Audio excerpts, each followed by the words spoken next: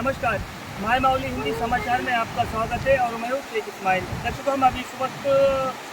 चपराला और सोनकास के बीच में जो डैम बना है उस डैम के अंतर्गत में उसके भीतर में आए हैं और आपको हर सालाना जिस तरह से कुदरत के नज़ारे दिखाते हैं माय माउली के ज़रिए से वही नज़ारे दिखाने के लिए हम आपको आए। सबसे पहले तो कापसी बी का जो डैम है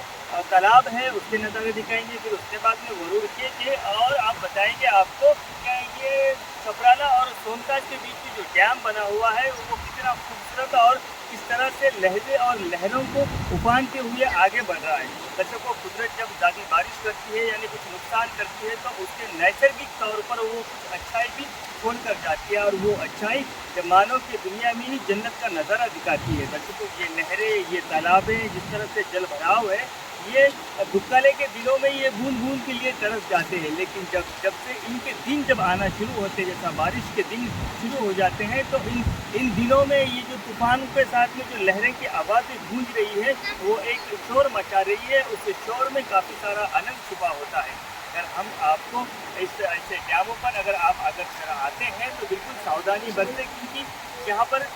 काफ़ी ज़्यादा खतरा होता है और पानी का अंत अनगिनत होता है। यहाँ पर पानी का अंत भी नहीं लगाया जा सकता है। अगर कोई मछुआरे हो या छोटे बच्चे भी मछली पकड़ने के लिए, नाबालिग लड़के भी यहाँ पर कुछ मछली पकड़ने के लिए आते हैं और उनको भी आपके ज़रिए से हम माय माउली के ज़रिए से रोकना चाहते हैं, क्योंकि ऐसे जलभराव में और ऐसी स्थिति में इन डैमों पर आकर मछली पकड़ना या तो कोई इंस्टाग्राम के लिए रील्स बनाना या तो फिर सेल्फी के चक्कर में कई सारे लोग, कई सारे नौजवान अपनी जान गंवा बैठे हैं। हाँ, नज़ारा देखना है तो सावधानी के साथ में आकर ऐसे नज़ारे देखा जाए और सावधानी बरतनी चाहिए। और आगे भी कुदरत के नज़ारे की पहल जो होती है वो माय माउली के ज़रिए से होती है और आगे भी हम आपको कुदरत के कई सारे नज़ारे भी दिखाएंगे, किस तरह से नैसर्गिक वातावरण किस तरह से ढह जाता है और इन दिनों